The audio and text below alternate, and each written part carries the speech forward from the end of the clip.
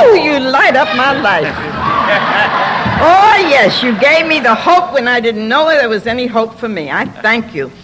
You know, my name is Liz Bailey, and I'm a definite alcoholic, and my anonymity's been shot to hell for a long time.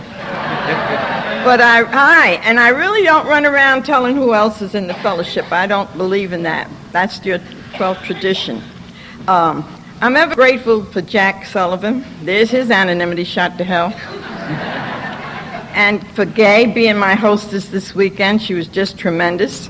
I want to thank Vicki, Marsha, and Mom for a lovely lunch yesterday. I want to thank all of you that went to eat with me all weekend. Boy, if I leave here 10 pounds more, I'll blame it on you. Because I really did eat very nice in nice places this weekend. And my greatest honor this weekend was for every one of the speakers that spoke this weekend. That is something I don't get a chance to hear is old timers. In Jersey, we call them early bloomers. And it was my honor and privilege to be here this weekend to enjoy every one of the speakers. I love my Al-Anon. I've been with Al-Anon for many years. I had to join Al-Anon because I didn't know how to deal with people before I got here. I didn't know how to deal with myself. I'm a grateful alcoholic, and I say that from gut level. I don't want to leave out anyone, but Betty and all of you that came to be with me this weekend, and even Grace, I was privileged to pray with her this morning. It's such a privilege to be with Varys and all of you that have met me along the way. And I met my brother here today. Oh, I just love him. Every time I look at him, I think of my brother. I only have the one brother, and it was a privilege to be with him and his missus too this weekend. All of you young dudes that came out to be with me, I thank you. I've been praying for two Andys, two drunken Andys, and a one Dan that sat in the middle. I've been praying all night for you, that God will touch you. And I saw the difference in one of the Andys yesterday as I met him coming down the corridor. God works in this fellowship. God is above this fellowship, whether you like it or not. And when I learned to put one hand in his, and the other one I kept in the fellowship, I didn't have a hand to pick up a drink. And some woman said she would have sucked it through a straw, so if you're going to get it, what can I tell you? What can I tell you? There was a minister preaching. He said, if you drink alcohol, you're doomed to die. And the little old lady down front, she said, amen. He said, if you smoke those cigarettes, you're doomed to die. And the little old lady, she said, amen. He said, now if you chew tobacco, she said, look at that. He stopped preaching and gone to meddling. So I'm going to go to meddling. I have to tell you before I start to say anything, I just love you. You've been my life. You helped me, like I said at the beginning, when I didn't know any help was for me. I'm from the streets of New York. I didn't come in here from a bedroom. I came from the streets of New York. I was born in Brooklyn, raised in Manhattan. And, you know, my mom made my first drink. She made rice wine that she received from the welfare, rice and raisins and large crockery. And she left my girlfriend and myself to sieve this rice wine through cheesecloth. The difference was that Marion sieved and sipped 2 drinks, and she went home. Not me. I stood there and sieved and sipped. And I sieved and I sipped. And I sieved and I sipped. And I sieved and I sipped. And I put on a drunk at 12 that was a drunk. And I ran around the next day snapping my little fingers and telling my friends, whew, what a ball I had. And I don't even remember what the hell happened. And that began to be the pattern of my life. If you didn't drink to get drunk and pass out, then I didn't deal with you. I could never stand anybody who took a drink and stood there for a half hour with it. You got on my last nerve, so I didn't bother with you. And of course now, at the age of 14, I was selling King Kong booze. And I want you to believe it was King Kong. It stood you straight and it knocked the hell out of you too. And they told me to take mayonnaise, olive oil, butter, cream, line yourself up like they tell you to eat a good meal. Well, that King Kong was so powerful it went all through the mayonnaise, the olive oil, the butter, the cream. So I stopped taking that sick stuff. And I drank plenty of liquor. And I made good money. I put a better table and put little shoes on my brothers and sisters instead of sneakers all the time. And do you know, I had to be padlocked into a side room at a certain hour when I got drunk for my safety. Of course now, I'm laying out the window one night. I live one flight up and I see this sharp dude. Lord, he was so sharp, almost fell out the window. And he had a roll of money. And I said, there's a live one. You know, I was always looking for a live one. Now, I look for the live ones in AA, too. I don't look for no deadheads in AA. I don't deal with the deadheads. I'm sorry, I don't. And so I went down and latched onto this fine dude. Oh, God, he was so fine. 10 years older than myself. And he had this roll of money, and I found out it was a $5 bill around a lot of ones. But I latched on to him anyway, and I started to go from uptown Manhattan down to the Lower East Side. I gave everybody a play so they would give me a play. Now I'm 14 years old, and I'm drinking, I'm partying, I'm hanging out, and I asked my mother, would she sign for me to marry this man? And she said, oh, no, dear, over my dead body. That man will have you out in the street, and you'll live a horrible life with that man. Well, I found out something about myself at the age of 14. Don't you ever, but never, tell me what not to do. There is something in my nature, when you tell me what I can't do, I'm going to show you, I'm going to do it if I pay every price. I thank God till this moment that AA suggested everything to me. Because if they hadn't suggested, I wouldn't be here. Nobody ever told me what to do in here. They suggested things to me. And so I quit school at 14. I took sleep-in jobs. I was drunk every Thursday and Sunday. At the age of 17, I left New York with this very man. Same man, because she told me I can have him. And I'm going to show you I'm going to have him. So I left New York and I went to Baltimore, Maryland. On the 3rd day of January, 1939, I was standing in the courthouse being married. I was crying my heart out. And the minister said, my dear young lady, would you mind telling me just what you're crying about? I said, well, at last I got him. Well, I want to tell you something. That was the sorriest day of Mr. Bailey's life. When he said I do to Liz Ulrich, Mr. Bailey never stopped crying. From January 3rd, 1939, till he went home with the Lord, August the 12th, 1986. That was a sorry day for that man. Now, I came back to New York with the marriage license just to fly in. I'm 17 now. And this marriage license meant to me no more mama, no more neighbors. Nobody was going to tell me how to live. Whew, I'm 74 now. Could you all picture what I was at 17?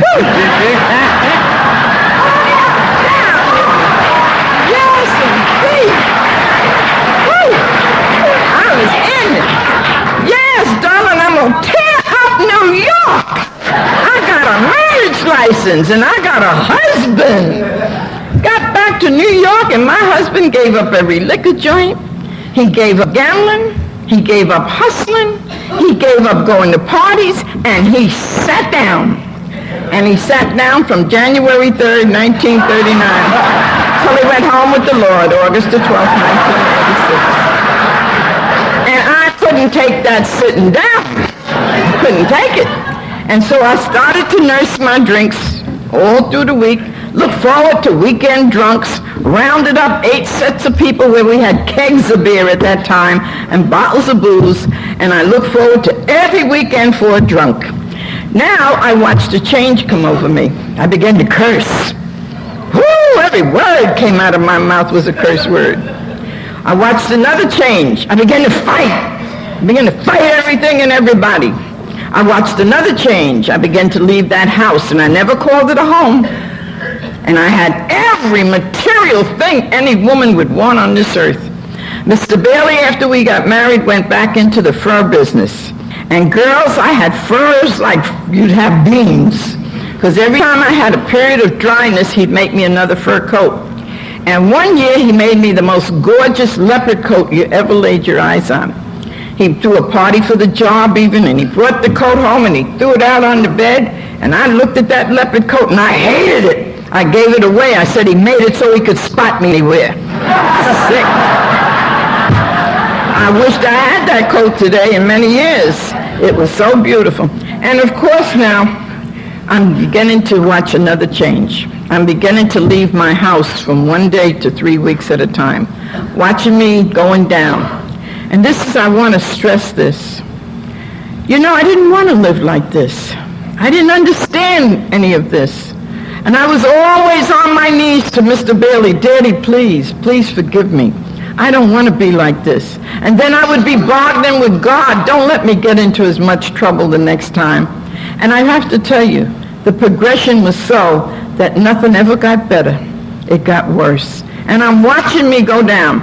And you've got to remember that when I was out in the streets drinking, nobody was talking alcoholism. I never heard the word. Nobody talked sobriety. I never heard the word. They didn't just talk like that. Not the people I was around.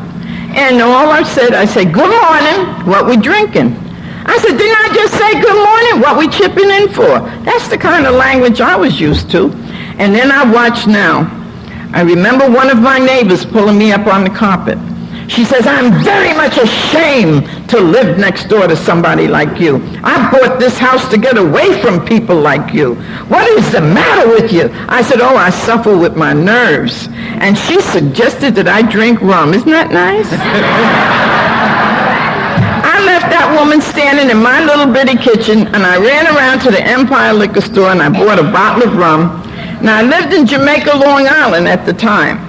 Can one of you please tell me before I leave this earth, how did I wake up in Briarcliff, New York with the bottle of rum?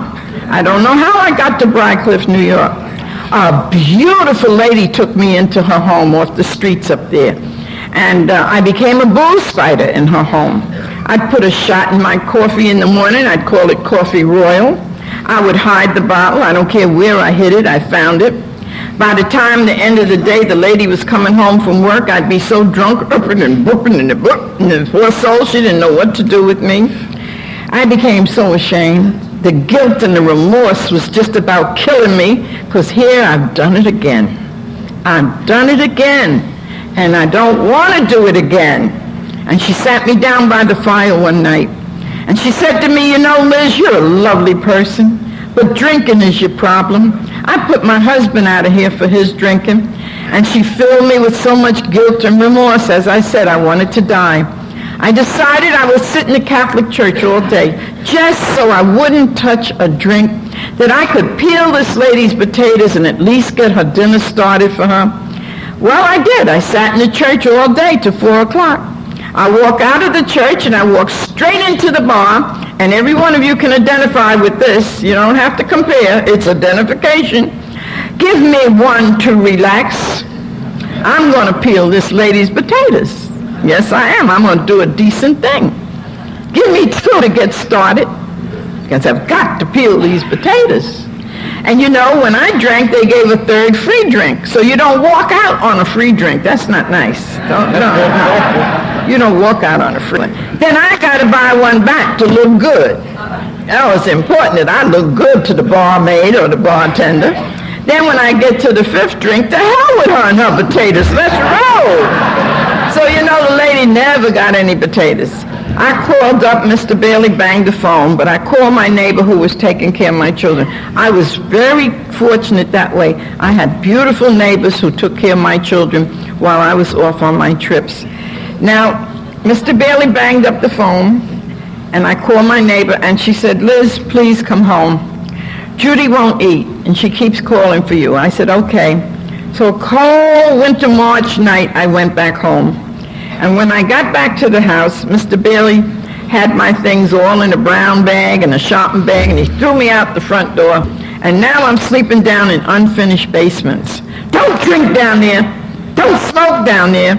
And I'd go in the day, take care of my children, and back to these basements at night until he would let me back in. Well, I continued to drink. One morning I woke up, my head was coming off my body. Identification again for you. It was coming off. I took Anderson's, Alka-Seltzer, BC's. I put a raw egg in the beer. I did everything to straighten my head out. I couldn't get it straightened. And I reached over and grabbed the Bible off my night table. And Mr. Bailey passed by and he said, "Put that Bible down, you hypocrite. Put it down. 20 minutes to an hour, you'll be so drunk. You'll be slapping one of the kids down. You'll be hopping a cab." And the cab drivers used to say, "Please, please take somebody else's cab. Don't take my cab." Took me 3 days to clean up my cab behind you. I want to know who the hell did he think he was. I paid 50 cents to get in that cab. Don't tell me who to take. Oh, he was right. I'd swing a corner. I didn't even know what corners I was swinging myself. And of course now, this is the first time I thought of suicide. I literally ran and jumped up in the second floor window. And as I'm standing directly in this window, getting ready to throw my body down into the yard, there's a little lady named Nana Backer in the yard, and she spots me standing in the window. "Mr. Bailey! Mr. Bailey! You better get her! She's going to jump!" His head comes out the next window, which was the kitchen window. I saw his hand come out. He said, "Nana, will you let that bitch jump?" He said, "I'll be rid of all my problems, all my troubles. Let that bitch jump." Well, I looked over at him. I wanted to know who did he think he was. I guarantee every one of you I got down out of that window. I got back into bed and I pulled the sheet over me and slept that one off. You know, the nerve of him, you know. And of course I continued to drink. Now I began to hit hospitals. Broken fingers, third-degree burns. Girls, please don't ever fry a frozen chicken drunk. I hit the grease over on both of my legs, and the good sisters every other day in Mary Immaculate was fixing my legs. And these legs stayed like raw meat till I came to AA. Don't you ever tell me AA doesn't have healing rooms. He is healing in here. And so, of course, now, I asked Mr. Bailey one night, I came in on a $2 beer drunk. I said to him, "Would you do me a favor, see me up to the bed and shut your mouth," because he's screaming, "No dinner again," and you know I don't want to hear that. And I said, "See me up to the bed and don't talk to me. Say little as possible, you know." And I remember him getting me up to the third step. I woke up, I had a black slack suit on that day and a gold coat. I woke up, I was stretched out on a bench. A policeman was sitting at the foot of me. My front teeth, 2 teeth, is going back and forth like this. There's blood all over me. I don't know where I'm at. And a big man is standing up in the doorway doing like this to me. And I love what I heard one of the speakers said this weekend. I was called in and asked questions. Don't you ever tell me that there's not a higher power, because how I answered those questions, I don't know. I really don't know. But he said to Mr. Bailey, "Take her home." And I said to Mr. Bailey, "Don't you lay down. Don't lay down. I'm going to get you if you lay down." For taking me to some Kings County. Do you know that man sat up in chairs for 3 nights? You don't blame him, do you? He sure did. He sat up 3 nights before he got enough nerve to lay down. And of course, I continued to drink. And I said to him one night, "Maybe if you drank with me." Haven't you non-alcoholics heard that? Because Mr. Bailey was a non-alcoholic. He was too cheap to be a drunk, I'll tell you that. I said, "Maybe if you drank with me, I wouldn't want to drink so much and roam." So he bought a bottle of Gordon's gin. And we laid up in the TV room, and the bottle got like this at 11 o'clock. I panicked. And I took my elbow and I hit him. I said, "Would you run around and get another bottle before the liquor store closed?" He said, "Not me, Liz. I had enough." You know I wanted to kill him, don't you? You ever see an Indian on a rampage at 2 in the morning? Up, dress, out, zoom. Aren't you afraid to go underneath the Long Island Railroad? Who the hell is thinking about the railroad? I wasn't thinking about no railroad. I was getting to Sutton's Bar and Grill, fill my Coca-Cola bottle, and sit there and close up the place. I continued to drink. I continued to watch myself go down. Nobody was talking about alcohol or alcoholism. And of course now Mr. Bailey came to me one day. He says, "You know you're the nicest wife when you're sober. When drunk, you're a Jekyll and a Hyde. Why don't you try this AA? When you desire a drink, run over to the phone and pick up the phone and call someone to talk you out of the drink. I'm not going into my character defect, but you know what I told him to do at AA, though, don't you? I tell him to each his own. I'm drinking this stuff, and you don't want for nothing, and you take that AA, and, you know, and he did. He took it. Dr. Graniger said to him, I want you to go home and tell Mrs. Bailey. She's either going to drink herself to death, she'll drink herself into a mental institution. There were no halfway houses. There was no therapy or counselors or nothing like that out there for me. There was 3 hospitals, and I didn't even know about them till I got in here. Towns, Knickerbocker, and St. John's. No insurance was paying for anybody, and if you even died from alcoholism, they put pneumonia. They didn't put alcoholism, because the insurance would not have paid. They would have not have paid for you to be buried. And so there again, after I cursed Mr. Bailey out, he never, but never mentioned AA again to me. And that's another thing I love about AA. We attract you. We don't promote you in here. I love it when I cross this country and other islands and things where they say, I want what you got.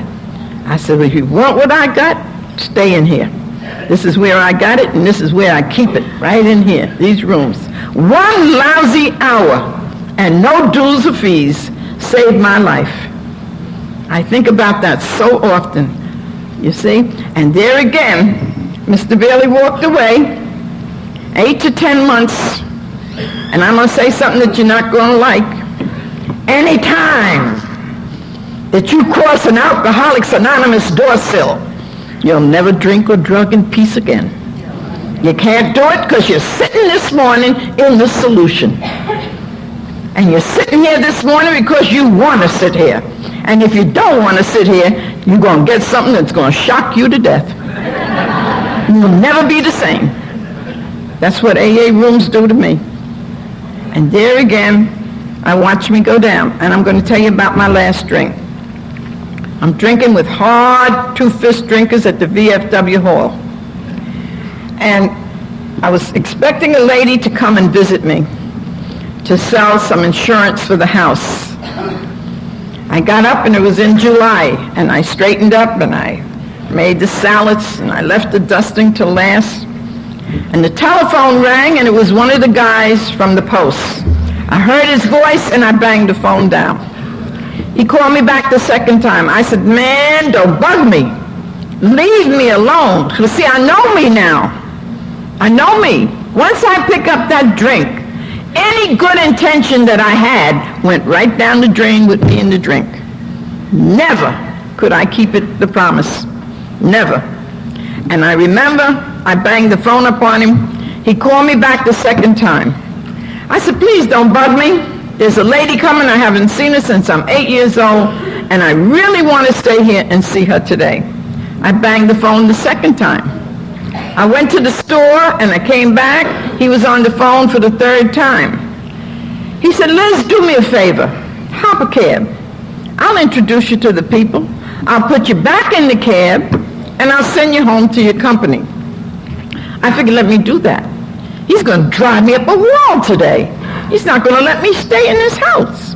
So I got the cab, and I went over to the post. The bowls started lining up, and the jukebox is going, and I'm singing, you always hurt the one you love. The one you don't want to hurt. Oh, give me another drink. Smile if you're happy. Give me another drink. I can sing them old Weeping Harry songs. As I said, I'm 74, and I haven't seen Miss Lindbaum till yet. And I forgot what the lady even looks like. And I've been hoping for years I'd see her in one of these rooms, to tell you the truth. I woke up in one of my son's twin beds. I had 2 boys and a girl. And I thought even having children would help me stop drinking, but it didn't. And there again, at the foot of this bed stood my mom and Mr. Bailey. And my mom's got her head going like this, and she's screaming screaming to the rooftop, somebody done something to her. Somebody done something to her. And I look over at Mr. Bailey, he got his head shaking. And he's saying, no, Mom, nobody's done anything to her. She happens to be a very sick girl. Ooh, my name was Bitch. And he said, girl, I got right up out of that bed because something went all over me, and I went to the basement of the house. I stayed in the basement for 2 days praying to die. I wanted out. The second night in the basement, I looked at my son, my oldest son. He was 12 years old at the time. I said, Richard, I can't live like this. This is not the way I want to live. Look at this. You can't depend on me for anything. I'm going to go up on the Long Island Railroad. I'm going to jump in front of a train, and I'm just going to end it all. And I started to scream, and oh, God, please help me. And if you notice, every drunk that gets up here on this platform or any other platform calls on God at the end. Notice it as you grow along. Every one of us, because he said, every knee shall bow and every tongue shall confess that I'm the Lord. You watch it. Watch it. I've watched it. And he said, and I cried out to God, and God answered me. Just like this. He said, Liz, try this AA.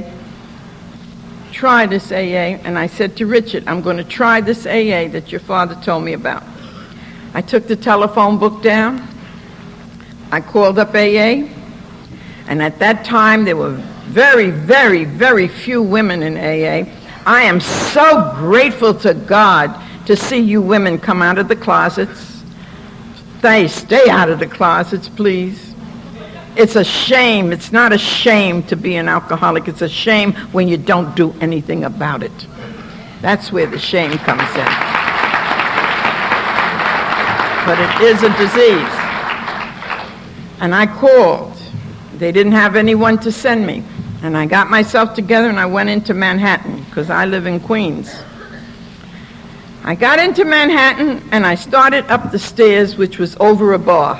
Intergroup was over a bar. I said, the hell with this. Let me go get me a drink. And then I said, no, you've taken bus, subway, you've run a couple of blocks, try to get up the stairs again. I got into the middle of the landing. And as I went to turn to go down into the bar, as I sobered up, I could see that the higher power was right there with me, because when I went to turn to go down into the bar, this lady looked down the stairs and she said, are you having trouble? I said, yes, ma'am. She must have been watching me coming in from the front window. I ran up the stairs to her. She escorted me into the front part of the office and she sat me down. And she started to tell me about her life. Oh, my God, who talks about themselves like this? My mother says put it in a closet, in a drawer, under a rug. Don't you dare go out and tell nobody where you got the black eyes, the busted mouths, or the fights in your house. Don't you dare do that. And I'm saying, my God, why don't she put this stuff in a garbage can and make sure she got a lid on it, you know? Because I would never tell you about myself before I came to AA. I didn't have time anyway. But there again, she says to me, you know, Liz, it's the first drink. I says, oh, come on, sweetie, I've been drinking for 19 years. She said, Liz, when you pick up one drink, any type of alcohol, watch those 5%ers. Watch your cough medicine. Watch food that's even cooked with alcohol.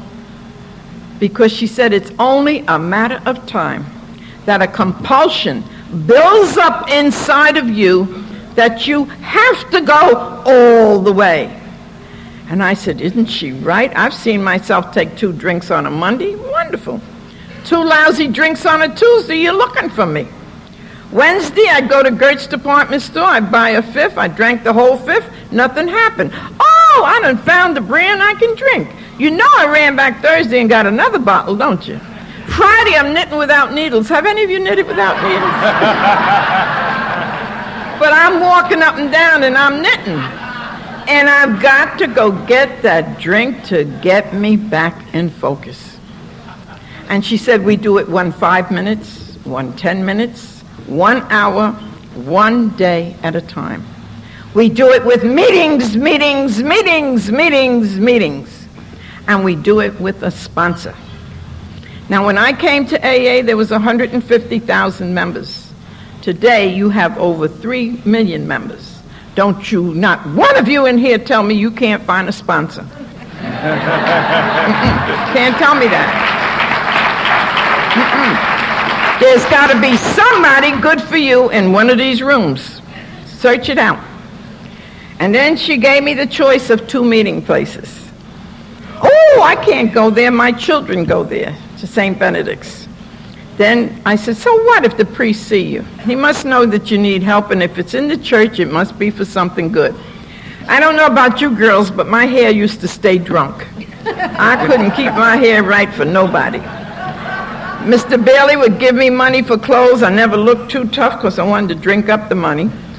And so I bought a little 2-piece blue suit, and I had my hair fixed, and I go to my first AA meeting.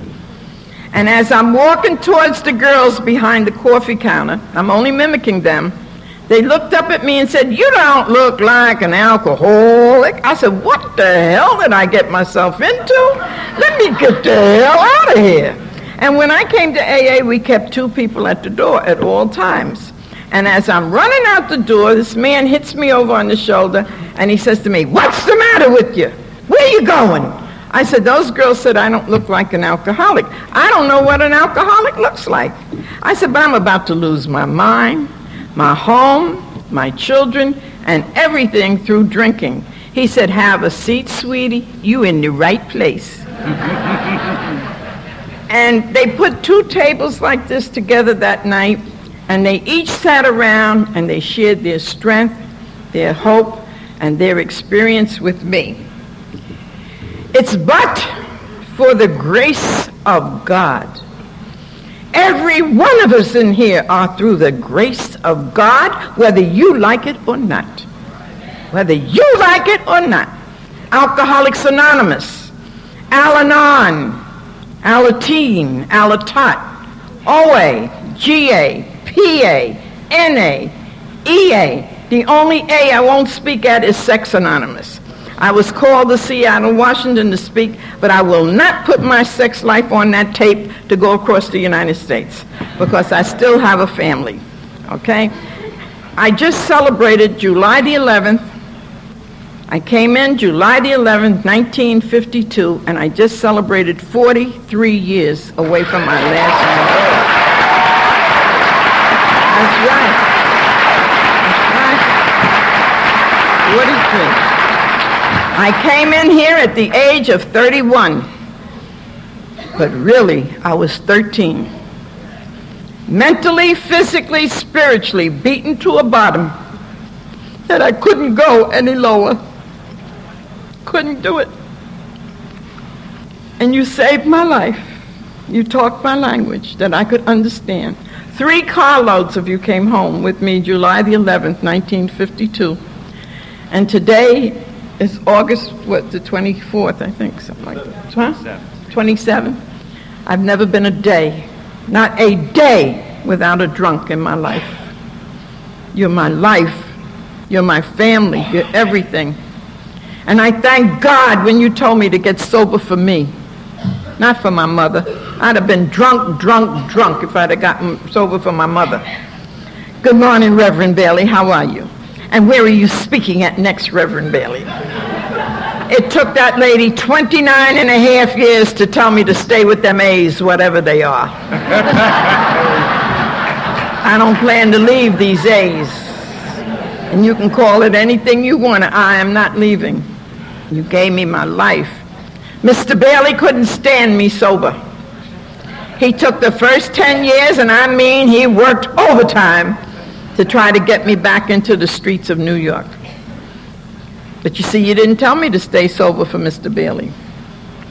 33 years ago, I had the honor and privilege of speaking for our late co-founder, Bill Wilson. And when Mr. Bailey heard me speak for Bill, he shook my hand. He said I did a good job. But when we arrived back at the house, he banged every pot on the stove and he screamed, "I've got to get rid of you and this sobriety. I can't take it another minute." And you know what? I sat with the 3rd and the 11th step. That's your decision maker. Go and be still to know that I'm the Lord, so you can listen to him. You can't listen to him if you're in noise or somebody else is running their mouth. Go and get quiet. 3 and 11 is your decision maker. And God spoke to me just like I'm speaking to you. If you pick up one drink, you don't have Liz. I don't. If you pick up one drink, you don't have Mr. Bailey, and I didn't have him anyway. And when I pick up one drink, I am not in that house. I get out of that house so fast so that I can drink in peace. And so I left Mr. Bailey 33 years ago, sitting in a $60,000 house.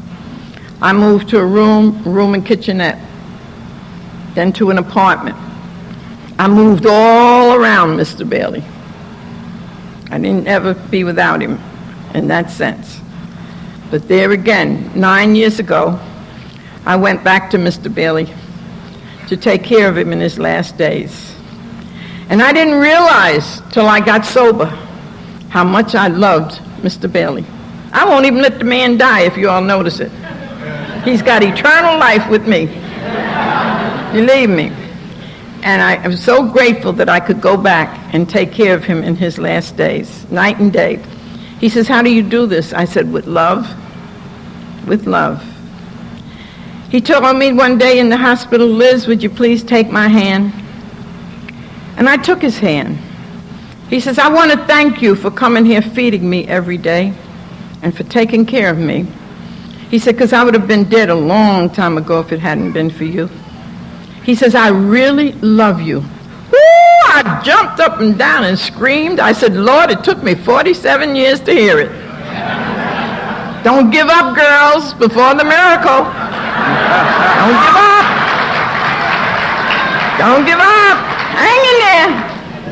Unless it makes you really at ease with yourself, then you make a decision. I'll tell you that right now.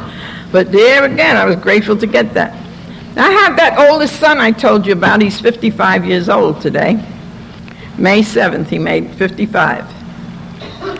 He let me know that he will never forgive me or forget me for my past. I hate your living guts. And up until May this year, I've only seen and spoken to my son 8 times in 43 years. He has such a hate for me. And you know, I had to find a higher power in this fellowship. And I found one. It took me 5 years. The first 5 years, I cursed God. I cursed him. And I stayed sick even though I didn't drink. I made 7 meetings a week and 3 times on Sunday. I picked a tough sponsor.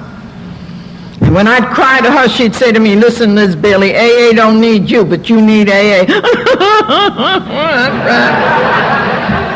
And then I'd go back and whine some more to her, and she said, "Sit on the pot or get up off it." She didn't say it that nice, you know, but...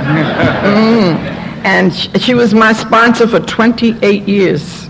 I really miss her. I have another sponsor now who has 20 years of quality sobriety. I will not be in this fellowship without a sponsor, because we can do together what I could never do alone. And people who need people are the luckiest people in the world. And I need you, whether you need me or not. I need you so that I can survive. Can't do it by myself. Don't want to do it by myself. Don't have to do it by myself. Expose myself to this love. And there again, I kept coming back. Made 7 meetings a week, 3 times on Sunday. And there, I love my son. But I found the God. And like I said, Liz, if you want to keep this gift, do you all really realize, I want you to realize, I couldn't be standing here today without God. I could not be doing the work that I do in AA without God. I have to have him in my life. And I was so grateful that when I started to put one hand in his, and I had the other one in AA, and I started on this terrific journey. What a journey.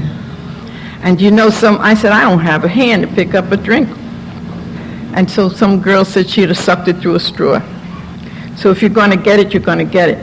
But you'll never drink and drug in peace again. I'm sorry to again say that. I'll repeat that over and over again. You've messed yourself up. You really messed yourself up. So I kept coming. And I found a God that has forgiven me. I had to forgive myself first. In the ignorance of alcoholism. I knew nothing of alcoholism. I didn't come from that kind of living. God has forgiven Liz Bailey 70 times 7. And he will forgive you 70 times 7. But you must first forgive yourself. And any man, any woman, any child want to hold my past over my head has to be their problem. It is definitely not mine. I had a son that was an alcoholic and an addict. And see, Al-Anon helped me with that. If I don't know how to take care of myself or about me, what do I know about you? And I needed help in that department. And I used to say to Dennis, the right road may be hard, but you'll be the winner. The easy road, the price is heavy. Dennis was shot and killed 25 years ago, June 25th. I don't cry for Dennis, never have in these 25 years.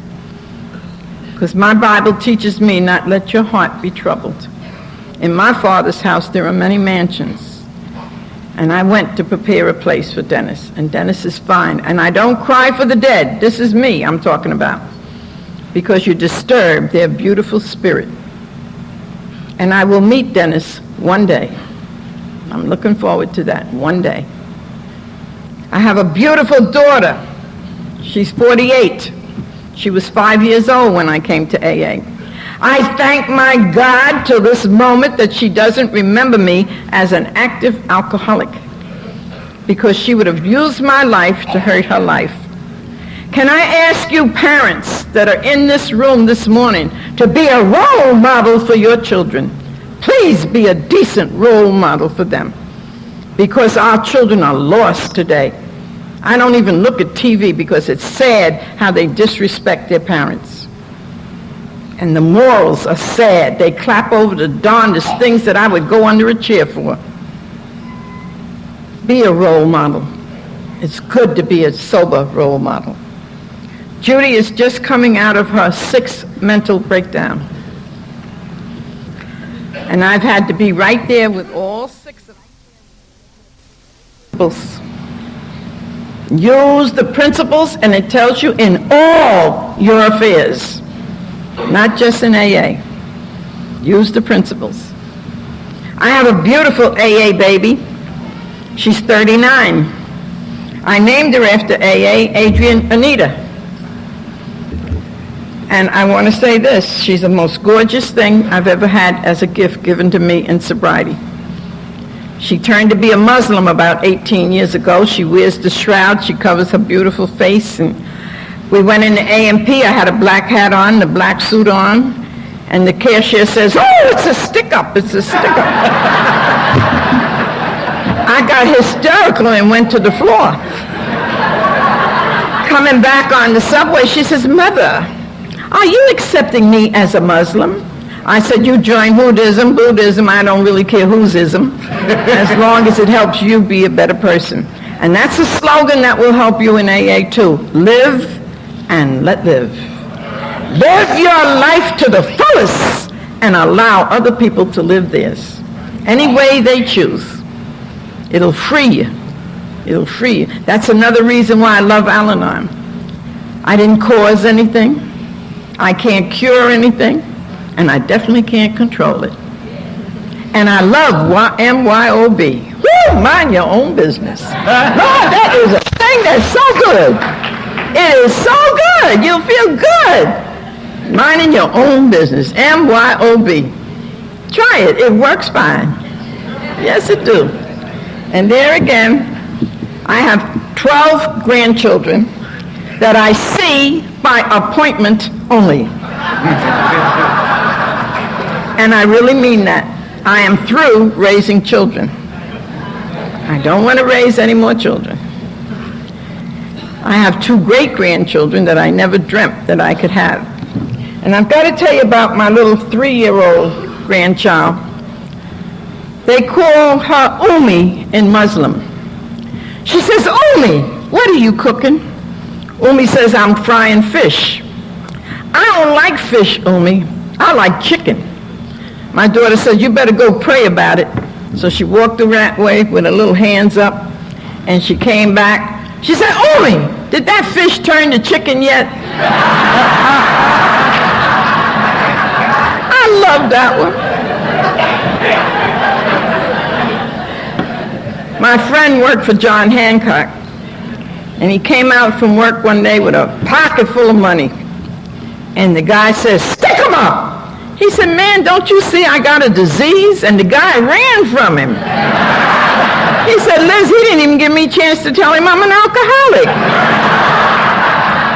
And I used to hate that word disease when I got here. And I looked it up in my dictionary, and it says dis-at-ease with oneself. I readily tell you, I have the disease of alcoholism. Thank God I've lived in the day and time of Alcoholics Anonymous. Can you praise God for that? Or anybody that's your higher power? Because you have a choice of your own higher power. And if you haven't got one, please get one. Because that's the only way you're going to make it. With a peace within yourself. God grant me the peace to accept the things that I can't change. Courage. Where do I get the courage through? Prayer and meditation. To change the things that I can. I had to do something this week before I got here that I didn't like doing. I've been raising a 14-year-old grandson. I used to always ask that how could Sarah have a baby at 92, because I was scuffling with this 14-year-old. He went off last week while I was in Louisiana. Where was I last week? Over here. Tennessee. And he stayed 4 days. Nobody knew where he was. I finally got a phone number, and I called, and the lady who was keeping him answered me. I said, is Robert there? She said, yes. I said, how could you keep my son and grandson in your home for 4 days without his mother or I'm his nanny, his guardian? You didn't ask any of us, could you keep him there for 4 days? She said, well, he keeps calling here. I said, I don't care how much he calls there. You're not supposed to keep this minor like that. Send him home. She said, you want to talk to him on the phone? I said, no, I want to look in his face. I don't want to talk on no phone. Send him home. And this was last Monday. You know, I'm going to tell you something. You can talk to people and talk to people and talk to people. They don't hear you. They don't hear you. And I figured, he said, well, my nanny loved me, so she going to take me back. He got the shock of his life Monday night when he came back. Pack your things. Pack them. Because I know if I let him get away with this 4 days, he'll pull it again on me. I'm a drunk. I did it. I did it. And you see, his mother is not a good example for him. Because she lived with a guy that goes off for a week. And when he come back, she's saying, oh, I just love you, and I'm ready to bat her in the mouth.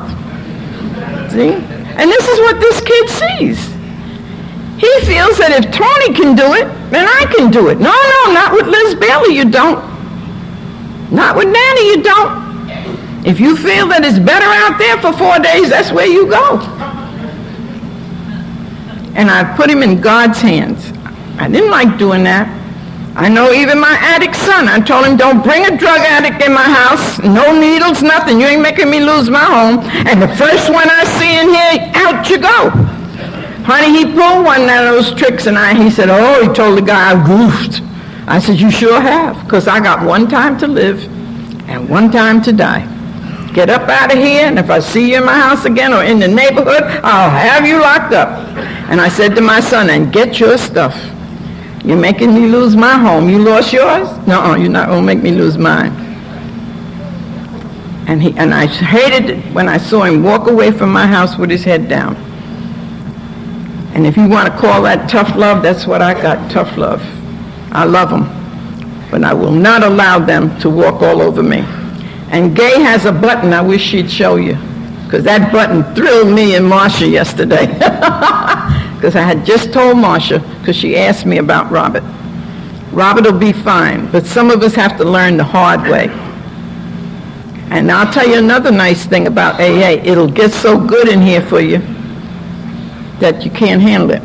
And I notice when it gets good, for many alcoholics, they have to blow it every time. My friend down here handed me a button yesterday, and I love him for that button.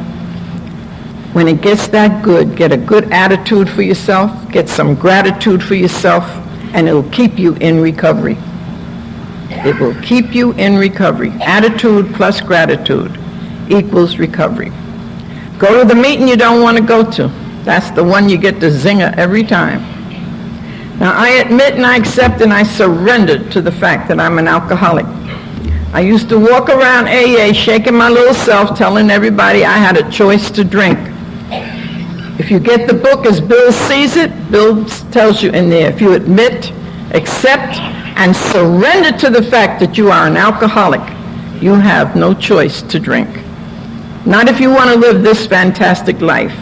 And AA is all about the joy of living. Didn't tell you to come in here and drop dead. Child, I go out there and I just do my thing. You know? I have a good time in AA. I have a good time everywhere I go. I set it up. I keep a sign in my house. Have a good day unless you've made other plans.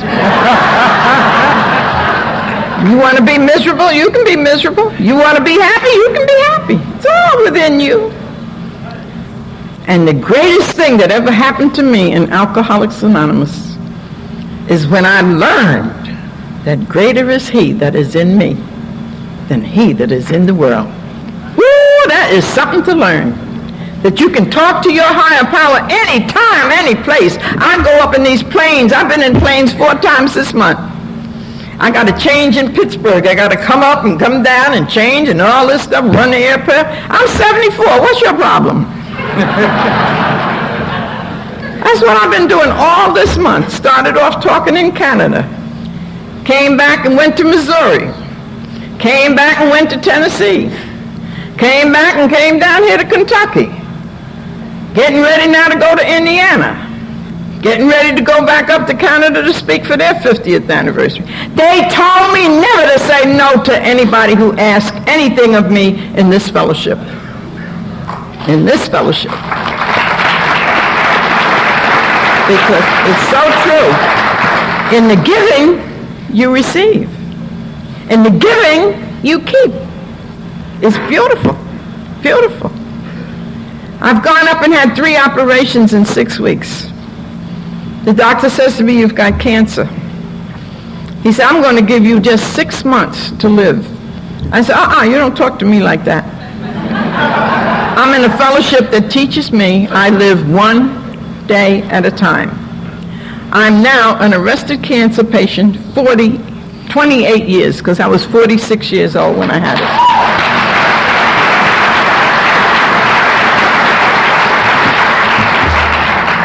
I just finished 2 years ago because I had to cancel out some speaking engagements. That's the only way I cancel them out is if the ambulance is taking me. Otherwise, I'm responsible today. I love that. I love the sign that Bill has. I am responsible today. When anyone, anywhere, reaches out their hand for us, he wants us to be there. And I love that. And I had this operation, the 9th operation, and I thought I was dying because they had cut holes all in me and put tubes everywhere. And I called the nurse into my room. I says, I want to make a confession to you. I'm dying. But I want to tell you, I believe in God. And I've really tried to live a good life. She says, Miss Bailey, you don't tell God when to take you. He knows when to take you. I said, let me shut up with this one. And she came by and she said, "Good morning, Miss Bailey, how are you?" I said, "I don't know, I seem to die in the night, but I come alive in the day." My daughter saw me with all these tubes. She told the social worker, "Miss Springer, I want you to get an alert bracelet for my mother. I want you to get somebody in here to take care of my mother, because my mother will never be able to help herself again." I said, "Miss Springer, can I say something?" She said, "Yeah." I said, "You see these tubes? When they come out, I'm up in the air again." When they took these tubes out, I've just finished covering 17 states and 3 islands. Is there a God? Whew! Just the faith of a mustard seed. You don't have to have a whole lot. You don't have to have a whole lot. Don't you give me my life? Yes, you do. You give me my life along with my higher power. I came to believe there was a power greater than myself could restore me to sanity, and it meant that I better change my thinking and my actions if I want to stay sober. I made that decision one day to turn my life and my will over to the care of a God of my understanding. I thank God that I did that. I've taken my inventory many, many times, and the longer I'm sober, the more comes to the surface that he knows that I can handle. I can admit to God, to myself, and another human being the exact natures of my wrongs today, and I must do that. And you've heard some of the speakers over this weekend tell you that we get out of bondage here. I'm free at last. Woo! Thank God Almighty, I'm free at last. Some kid says, "Yeah, Liz, Martin Luther King went to the top of the mountain, but I'd be damned if you ain't been through the mountains." I've been through the mountain. Today I can honestly tell you that I humbly ask God to help me with my character defects. I can't do it myself. I need help. I humbly ask him to help me with my shortcomings. I humble myself to him every day. It took me 20 years. Don't let it take you 20 years to get the key to my life. 20 years. And that is to seek God first and his kingdom and his righteousness, for all things to be added unto me. I get up now at 3 o'clock this morning. "Good morning, God," instead of, "Oh, God, it's another morning." I used to hate to see another day come. For 23 years, I make him first before I deal with you or anybody else. Try it. It works gorgeous. Try it. I've only had 2 sick bouts in 23 years. 2 sick bouts. And he keeps bringing me back stronger and stronger. He'll do the same for you. It's no secret what God can do. What he does for others, he can do for you. With his arms wide open, he can bring you through. We're overcomers. This too shall pass. Nothing stays the same way. And live each day. He's our Father. Give us this day, not next week, this day, our daily bread. He'll give you the strength, never mind that. But our daily bread. Lead you not into temptation. I went to my granddaughter's wedding in May. 13 people around the table. Everyone was drinking but me. You should see me get up the next morning and call intergroup. Come and send somebody to get me to a meeting fast. I'm sitting in a lion's den. I don't have a whip, a gun, or a chair. Get me out of here. And this child came and took me to 2 meetings before I went to that wedding. Because I don't deal with drinking people. And I was sitting around in that. And even with 43 years, I have to protect my sobriety. I'm telling you, yeah, because I'm not cured. And the privilege that I've had here lately, I must tell it to you. The commissioner of Hempstead has been calling me to speak to ministers, rabbis, teachers, counselors. And I've asked the ministers to please stop throwing us out of their churches. I said, because I'm not cured, I have a spiritual sickness, and if I come to your church, I must be searching for something. I know AA taught me AA in home, AA in your job, AA in socializing, and AA and religion, if you care to go back to religion. And I guarantee you, if you've got any AA under your belt, you'll understand your religion so much better if you choose to go back to it. And there again, I've had that privilege of speaking to 19 ministers at a breakfast. And they got up, Sister Bailey. Boy, we've been sitting in denial for years. I'm going to have you speak at my church. You got to speak to my congregation. So I've been speaking in churches here lately to the congregations, carrying the message of Alcoholics Anonymous to them. Because you got a lot of them deacons who could use us. Even down to some of the ministers. Believe me. When I'm wrong, I promptly admit it. I have to, because it eats at me. And when I'm right, I shut up. I don't try to prove to anybody anymore where I'm coming from. Because 3 of you out there hear me in 3 different ways. It's the place that you're in, that you hear me. Every day I take time out for God, not one day out of a week. Every day I give him time. I praise him, I love him, and I thank him for each day. And they tell us after they've had a spiritual awakening, as the result of these steps, we try to carry this message in all our affairs. I thank God for that.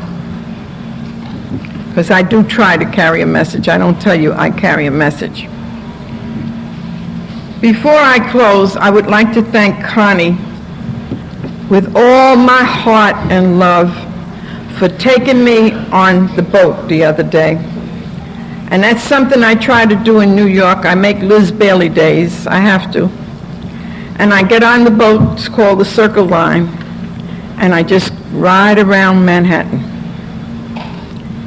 Go off and be still for yourself and see the beautiful gift of God has for you.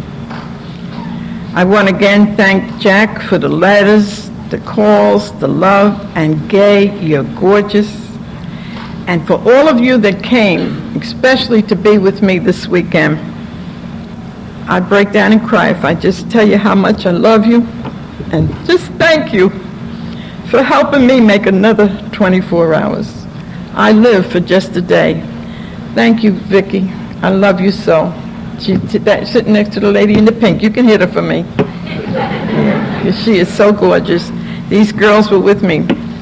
And one thing I want to say, I've been speaking to 800 women, 850 I think was in Chicago. I just came from Washington, D.C. speaking to 700 women.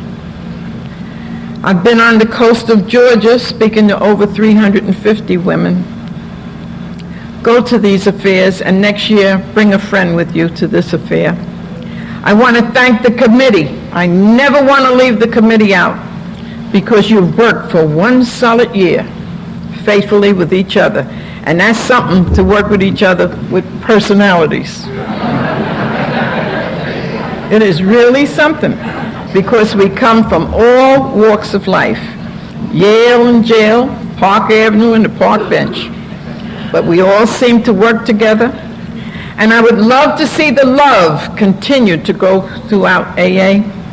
When I came in here, there was nothing but love given to me.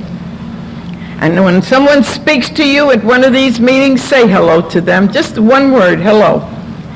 That has saved so many people's lives by me standing at the door of my group saying hello. They used to say, oh, there goes Miss AA. You can call me anything. But when you come to my home, I hope to welcome you into my home. You are my family. You understand me. You give me so much love now. I'm going to go home and just come down. And every Monday is Liz Bailey Day. I don't get out of my gown on a Monday because I've been 3 to 4 days just going and making time. Find someone to help like Bill Wilson did. I had the privilege of speaking for Bill Wilson, and he gave me the big book.